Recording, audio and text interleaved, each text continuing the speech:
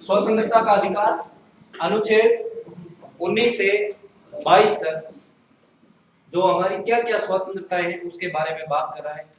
मौलिक अधिकारों में समानता के अधिकार के बाद में समानता का अधिकार जो कि अनुच्छेद 14 से 18 तक है और उसके बाद में आता है स्वतंत्रता का अधिकार। अब इसमें सबसे पहले हम बात करेंगे अनुच्छेद 19। अनुच्छेद 19 क्या बात कह रहा है? अनुच्छेद 19 के अंदर भी भाग है 1 2 3 4 5 ऐसे।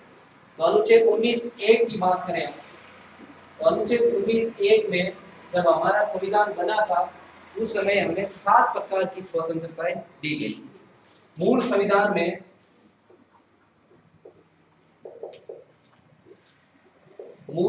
में कितनी स्वतंत्रताएं थी? 7।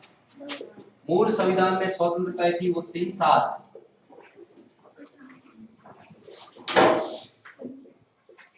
जो अनुच्छेद 19(1) के तहत हमें दी गई थी। वर्तमान के संविधान के अंदर अगर हम बात करें या वर्तमान में हमारी कितनी स्वतंत्रताएं हैं? वर्तमान में 6 स्वतंत्रताएं हैं।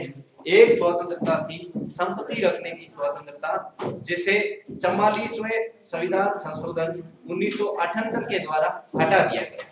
अब अनुच्छेद 19(1) में हमारे पास 7 स्वतंत्रताएं। पहला क्वेश्चन यही से बनेगा कि भारतीय संविधान में जो हमें 6 प्रकार की स्वतंत्रताएं प्राप्त है वो भारतीय संविधान के कौन से अनुच्छेद में आती हैं? अनुच्छेद 19(1) में। अनुच्छेद 19(1) ना कि 19, केवल 19 नहीं लिख के आना, अनुच्छेद 19(1) के अंदर। अब देखिए अनुच्छेद 19(1) में भी कई भाग है। अनुच्छेद 19(1)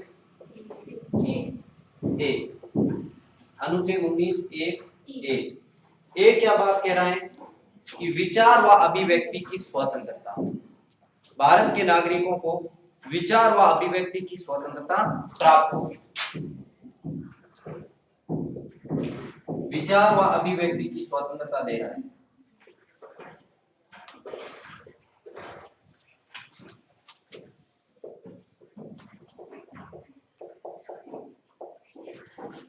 विचार व अभिव्यक्ति की स्वतंत्रता अनुच्छेद 19(1). अब प्रश्न ऐसे पूछ लिया जाए कि अभिव्यक्ति की स्वतंत्रता भारतीय संविधान के कौन से अनुच्छेद में दी गई है? अगर आपके सामने ऑप्शन आए 19(1), 19(2), 19(3) और 19(1)(a), तो राइट आंसर कौन सा होगा? 19(1)(a।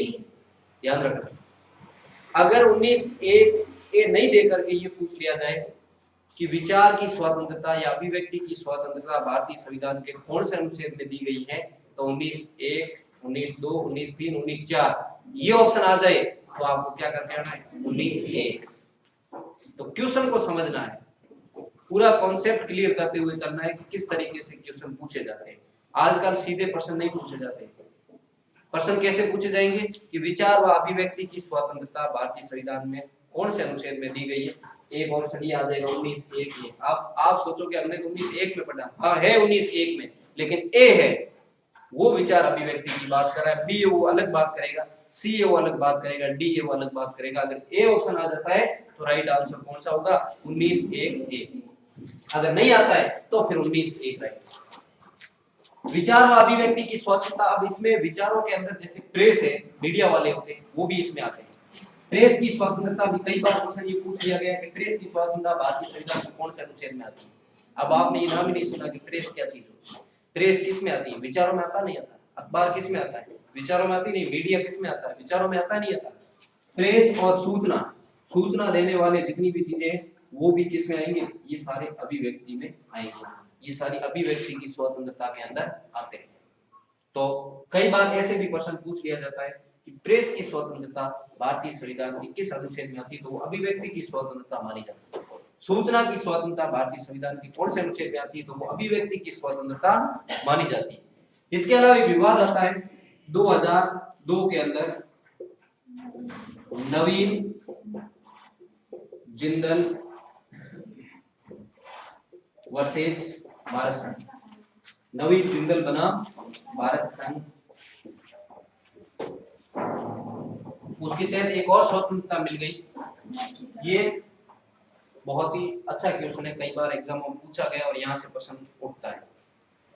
अब जो हमारा जो राष्ट्रीय ध्वज है, पहले हमारे घरों की छतों के ऊपर फहराने का हमें अधिकार नहीं था कि हम अपने घर के ऊपर राष्ट्रीय ध्वज को नहीं फहरा सकते। जब याचिका सुप्रीम कोर्ट में लगी नवीन जिंदल के द्वारा, तो 2002 में इसकी सुनवाई होती है और सुप्रीम कोर्ट क्या निर्णय देता है कि अभिव्यक्ति की आजादी है और एक तिरंगा फहराना ये भी एक अभिव्यक्ति के अंदर आता है, इसलिए कोई भी व्यक्ति अपने घर पर तिरंगा फहरा सकता है। और ये कब हुआ? 2002 के अंदर निर्णय आया। राष्ट्रीय ध्वज इसको भी किस में मान लिया गया? अभिव्यक्ति की स्वतंत्रता में मान लिया गया। तो राष्ट्रीय ध्वज फहराने की स्वतंत्रता भारतीय संविधान के कौन से अनुच्छेद में? 19(1)(a)। ये आजादी कब मिली अपनी छतों पर? वैसे तो जैसे स्कूलों में, इनमें तो कार्यालयों में, गवर्नमेंट कार्यालय इनमें तो फहराया जाता था, लेकिन छतों पर फहराने का अधिकार हमें 2002 के अंदर मिला, इससे पहले नहीं था। इसके बाद में हम बात करें अनुच्छेद 19(1)(b), अनुच्छेद 19(1) ये हो गया ए और अगला है बी। बी क्या बात कह रहा है कि बिना किसी हथियारों के सभा आयोजन की स्वतंत्रता। सभा कर सकते हो आप, किसी भी प्रकार की सभा कर सकते हो, सभा आयोजन की आजादी ये दे रहा है।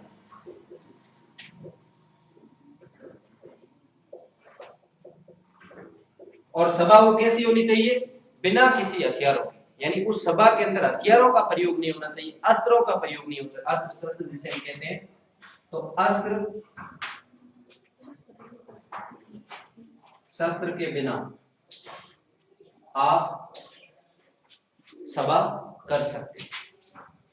लेकिन इसमें भी एक चीज देखिए, जो सिख धर्म के व्यक्ति हैं वो सभा में कटार धारण करके जा सकते हैं।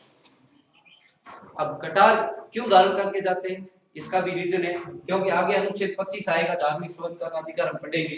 तो अनुच्छेद 25 में क्या बात कही गई है कि व्यक्ति अपने धर्म के अनुसार आचरण या व्यवहार कर सकता है, अपना जो धर्म है उसके अनुसार वो आचरण कर सकता है। तो सिख धर्म में क्या होता है, सिख होते हैं वो कटार पहनते हैं, वो धर्म का उनका आचरण है। इसलिए सिख धर्म को छोड़ करके बाकी किसी भी धर्म के लोगों को सभा के अंदर अस्त्र शस्त्र ले जाने की स्वतंत्रता नहीं है। सभा करने की आजादी है, लेकिन बिना अस्त्र शस्त्र के। सिख धर्म एक अपवाद है, सिख धर्म को छोड़, सिख धर्म क्या धारण करते हैं? कटार धारण करते हैं, इसलिए वो ले जा सकते हैं, उनको छूट, बाकी वालों को आजादी नहीं है। इसके बाद में हम बात करें अनुच्छेद 19(1)(c), ये क्या कह रहा है? संगठन बनाने की स्वतंत्रता। आप संगठन बना सकते हो, संघ या संगठन, कोई भी अपना संगठन बना सकते हो। जैसे राजनीतिक दल की आप स्थापना कर सकते हो, या कोई अपना एक संगठन बना सकते हो। बहुत सारे संगठन होते हैं, जैसे शिक्षक संगठन होते हैं, इसके अलावा मजदूरों का संगठन होता है, इसके अलावा अलग अलग पटवारियों का संगठन होता है, ग्राम सेवकों का संगठन होता है, इसके अलावा पंचायत सहायकों का जो संगठन होता है। यानी ये सारे संगठन बनाने की स्वतंत्रता भारतीय संविधान हमें दे रहा है। तो संघ व संगठन बनाने की स्वतंत्रता ये अनुच्छेद 19(1)(c) दे रहा है, संघ या संगठन बनाने की स्वतंत्रता।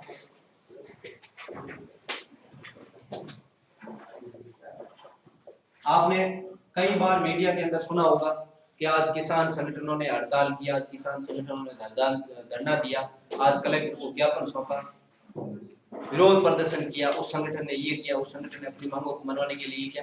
तो संगठन बनाने की स्वतंत्रता भारतीय संविधान के अनुच्छेद 19(1)(c) के तहत हमें मिली हुई है। लेकिन इसमें भी समझिए कि सुरक्षा व्यवस्था से जुड़े हुए लोग संगठन नहीं बना सकते। आपने कभी सुना है कि पुलिस का संगठन होता है? सुना? पुलिस वाले कभी धरना देते हैं? कभी सुना? उनका कोई संगठन सुना? नहीं। सेना का कोई संगठन होता है? नहीं। सुरक्षा व्यवस्था को लेकर के बाकी जो भी व्यक्ति वो संगठन बना सकते हैं, ये अनुच्छेद 19(1)(c) कह रहा है। सुरक्षा व्यवस्था वाले संगठन नहीं बना सकते। जो भी व्यक्ति है वो सुरक्षा व्यवस्था से जुड़े हैं, सुरक्षा व्यवस्था वालों को संगठन बनाने की आजादी नहीं है। बाकी कोई भी है वो संगठन बना सकता है। और उसे कौन सा अनुच्छेद अधिकार दे रहा है? अनुच्छेद 19(1)(c) दे रहा है। लेकिन सुरक्षा व्यवस्था वालों को अधिकार नहीं है कि वो संगठन बना सके। ये इसका एक अपवाद है। उसके बाद में हम बात करें आगे, तो ये तीन चीजें हो गई महत्वपूर्ण चीजें। वापस एक बार रिपीट कर दो, फिर इसको मैं मिटा देता हूं, आगे चलते हैं। अनुच्छेद 19(1) जिसमें हमारी स्वतंत्रताओं का जिक्र किया गया, और मूल संविधान में कितनी संविधानों का जिक्र किया गया? स्वतंत्रताएं 7, और वर्तमान में कितनी है? 6, एक हटा दी गई। तो पहला प्रश्न यही से बनेगा कि मूल संविधान में नागरिकों को कितनी स्वतंत्रताएं दी गई थी? 7। मूल संविधान में नागरिकों को कितने मौलिक अधिकार दिए गए थे? तो भी 7। ठीक है। वर्तमान में मौलिक अधिकार कितने हैं? 6। वर्तमान में हमारी स्वतंत्रताएं कितनी है? तो वो भी 6। अनुच्छेद 19(1)(a) विचार व अभिव्यक्ति की स्वतंत्रता दे रहा है कि प्रत्येक नागरिक को विचार और अभिव्यक्ति की स्वतंत्रता है। अनुच्छेद 19(1)(b) सभा आयोजन की स्वतंत्रता देता है कि कोई भी नागरिक है, कई नागरिकों का समूह मिलकर के सभा कर सकते हैं, लेकिन उसमें अस्त्र शस्त्र का प्रयोग नहीं किया जाएगा। अब इसमें अपवाद ये है कि सिख धर्म को कटार धारण करने की स्वतंत्रता है, क्योंकि ये धार्मिक आचरण के अनुसार अनुच्छेद 25 उनको ये आजादी दे रहा है। अनुच्छेद 19(1)(c) जिसमें संघ और संगठन बनाने की स्वतंत्रता है कि भारत के नागरिक अपना कोई भी संघ बना सकते हैं, संगठन बना सकते हैं, लेकिन सुरक्षा व्यवस्था से जुड़े हुए व्यक्ति संगठन नहीं बना पाएंगे।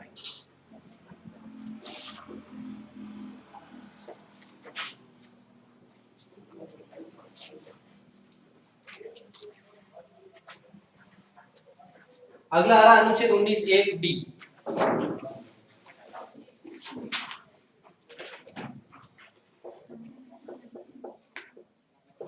ये क्या कह रहा है कि भारत में भ्रमण करने की स्वतंत्रता, प्रत्येक नागरिक को भ्रमण करने की स्वतंत्रता है। भारत में कहीं पर भी आप भ्रमण कर सकते हैं,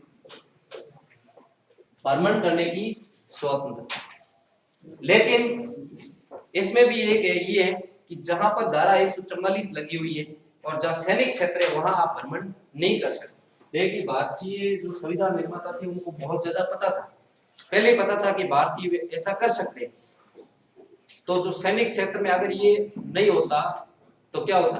भारतीय लोग जाते रेड क्लिफ के पास, देखते कि कौन सा खंबा इधर उधर हो गया, चेक करने चले जाते। ठीक है, क्योंकि स्वतंत्रता होती चले जाते कि हमारे पास तो आजादी हुई, हम तो जा सकते हैं, बॉर्डर के ऊपर चेक कर सकते हैं कौन सा खंबा इधर उधर। तो पाकिस्तान ने नहीं किया, इसलिए भारतीयों को पता था कि भारत के जो नागरिक है ऐसा कर सकते हैं। इसलिए उन्होंने पहले ही, जो संविधान निर्माता थे, उन्होंने पहले ही ये रोक लगा दी कि सैनिक क्षेत्र में अगर आप जाते हो तो पहले अनुमति लेनी, बिना अनुमति के आप नहीं जा सकते हो, लेकिन अनुमति से, बिना अनुमति के नहीं जा सकते हो, भ्रमण वहां नहीं कर सकते। इसके अलावा जहां पर धारा 144 लगी हुई है वहां पर आप नहीं जा सकते। धारा 144 कहां लगती है? जहां शांति व्यवस्था बिगड़ जाती है, उस क्षेत्रों में धारा 144 लगाई जाती है। तो धारा 144 है, उस समय आप ऐसे नहीं है कि हम तो भाई हमें आजादी, जैसे यहाँ पर भी चाहे धारा 144 लगी हुई है, पुलिस ने कह दिया कि सब अपने घरों के अंदर रहे, बाहर नहीं निकले जब तक शांति व्यवस्था स्थापित नहीं हो जाए। आप तुरंत सुबह रवाना हो गया, हमें तो आजादी है कि हमारा संविधान है वो हमें भ्रमण की आजादी दे रहा है, तो भ्रमण की आजादी केवल रुकने तक है। आपको जहाँ धारा 144 नहीं है वहां पर आप भ्रमण कर सकते हो, और जहाँ सैनिक क्षेत्र नहीं है वहां भ्रमण कर सकते हो आप पूरी चीज। लेकिन जहाँ धारा 144 है वो जहाँ लगी हुई है तो वहां आप नहीं जा सकते। ठीक है, कहां पर नहीं जा सकते हो? 144 जो धारा है वहां पर आजादी नहीं। इसके अलावा जो सैनिक क्षेत्र है, सैनिक क्षेत्र में आप नहीं जा सकते, ये पाबंदियां आपके ऊपर रहेगी। ये कौन सा अनुच्छेद कह रहा है? अनुच्छेद 19(1)(b) जो हमें भ्रमण करने की स्वतंत्रता देता है। उसके बाद में हम बात करें अनुच्छेद 19(1)(e) अनुच्छेद 19(1)(e) की बात करें तो अनुच्छेद 19(1)(e) क्या कह रहा है कि निवास करने की स्वतंत्रता। भारत का नागरिक कहीं पर भी जा करके निवास कर सकता है, उसे स्वतंत्रता।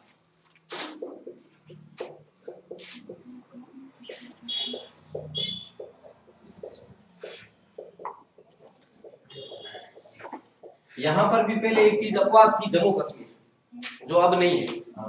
आर्टिकल 370 अनुच्छेद 370 है, वो क्या कह रहा है कि भारत में जम्मू कश्मीर को छोड़ करके कहीं पर भी निवास किया जा सकता है, लेकिन अब उस 370 को क्या कर दिया, समाप्त कर दिया गया। उसमें क्या था कि जम्मू कश्मीर में कोई भी व्यक्ति स्थायी संपत्ति नहीं खरीद सकता है, स्थायी वहां निवास नहीं कर सकता है, तो ऐसी स्थिति में उसको अब समाप्त कर दिया। तो अब भारत में किसी भी स्थान पर, किसी भी केंद्र शासित प्रदेशों या राज्यों, कहीं पर भी व्यक्तियों को निवास करने की स्वतंत्रता है। और निवास करने की स्वतंत्रता हमें कौन सा अनुच्छेद दे रहा है, 19(1)(e) के तहत हमें निवास करने की स्वतंत्रता मिली हुई। आ गया समझ में? अगली बात है अनुच्छेद 19(1)(f). ये क्या बात कह रहा है, ये अभी वर्तमान में क्या है, निश्चित पड़ा है, यानी जो संपत्ति की स्वतंत्रता थी वर्तमान में क्या है, निश्चित है, वर्तमान में खाली पड़ा है। क्योंकि इसमें किसकी स्वतंत्रता थी, संपत्ति एकत्रित करने की स्वतंत्रता, संपत्ति की स्वतंत्रता थी, और वो संपत्ति की स्वतंत्रता है वो 44वें संविधान संशोधन 1978 के द्वारा हटा दी गई। ऐसी स्थिति में वर्तमान के अंदर ही खाली पड़ा है अनुच्छेद 19(1)(f). अब यहां पर भी एक क्वेश्चन पढ़ते हैं, कैसे बनेगा, हमारी स्वतंत्रताओं में कौन सी स्वतंत्रता है जिसे 44वें संविधान संशोधन 1978 के द्वारा हटा दिया गया। तो अनुच्छेद 19(1)(f) है, वो संपत्ति की स्वतंत्रता हमें देता था, उसे हटा दिया गया, और एक संपत्ति का अधिकार भी था अलग से, उसको भी 44वें संविधान संशोधन के तहत हटाया गया। इसके बाद में हम बात करें अनुच्छेद 19(1)(g). ये क्या कह रहा है कि अपनी आजीविका चलाने हेतु व्यापार करने की स्वतंत्रता। भारत का नागरिक कोई भी है अपने परिवार को चलाने हेतु व्यापार कर सकता है, किसी भी प्रकार का व्यापार करने की उसे आजादी है।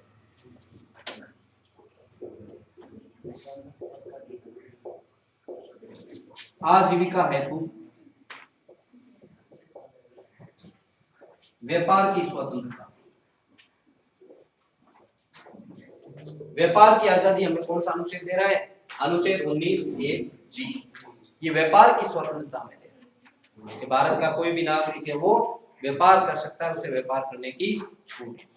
तो ये जो हमारा अनुच्छेद 19 क्लियर हुआ, अभी 22 अनुच्छेद 19(1) के बाद अनुच्छेद 19(2) से लगा करके 6 तक इन सारी स्वतंत्रताओं के ऊपर रोक लगाने का काम किया है। रोक कब लग सकती है, जब देश की एकता और अखंडता को खतरा हो, या सांप्रदायिक स्वार्थ बिगड़ जाता है, या फिर देश के संसद और न्यायपालिका को ठेस पहुंचती है। तो ये सारे जो अनुच्छेद 19(1) के तहत जो आपको अधिकार मिले हुए, ये सारे अधिकार छीन लिए जाते हैं। उस समय के लिए वो अधिकार आपसे क्या कर लिए जाएंगे, छीन लिए जाएंगे। ये अनुच्छेद 19(2) से 6 तक ये प्रावधान कर रहे हैं। उसके बाद में अनुच्छेद 20 आता है, फिर 21 है, और फिर 22 है। ये सारे स्वतंत्रता के अधिकार की बात है। तो अनुच्छेद 19(1) समझ आ गया होगा आपने। अनुच्छेद 19(1) वापस समझ लीजिए, इस चीज को मैं दोबारा समझा देता हूँ, फिर ऐसे मत कहना कि हमारे समझ नहीं है।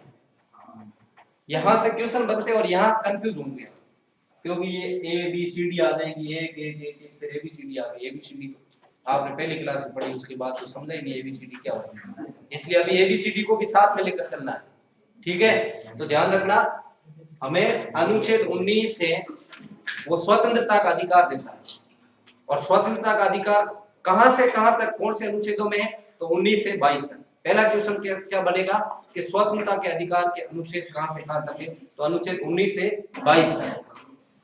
फिर भारतीयों को स्वतंत्रताएं कौन से अनुच्छेद के तहत दी गई है, स्वतंत्रताएं कौन से अनुच्छेद के तहत दी गई है, अनुच्छेद 19, अनुच्छेद 20, अनुच्छेद 21, अनुच्छेद 22। आप क्या करोगे, अनुच्छेद 19।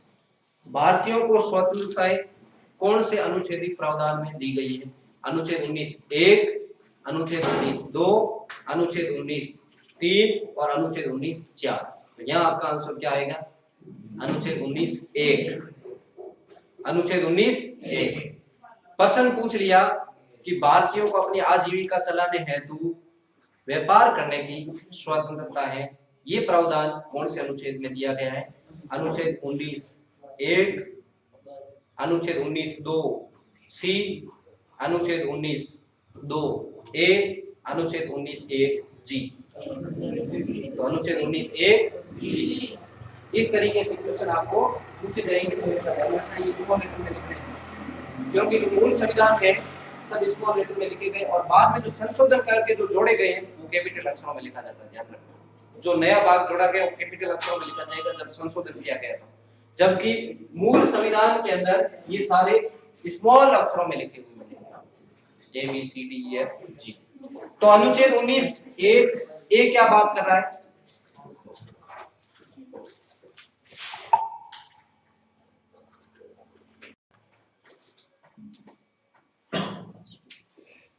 अब देखिए अनुच्छेद 19(1)(a) क्या कह रहा है? विचार व अभिव्यक्ति की स्वतंत्रता। भारतीय लोगों को विचार रखने की स्वतंत्रता और अभिव्यक्ति की स्वतंत्रता, जिसमें प्रेस की स्वतंत्रता, सूचना की स्वतंत्रता और अपनी जो छत है घर की उनके ऊपर राष्ट्रीय ध्वज फहराने की स्वतंत्रता, ये भी हमें कौन सा अनुच्छेद दे रहा है? अनुच्छेद 19(1)(a).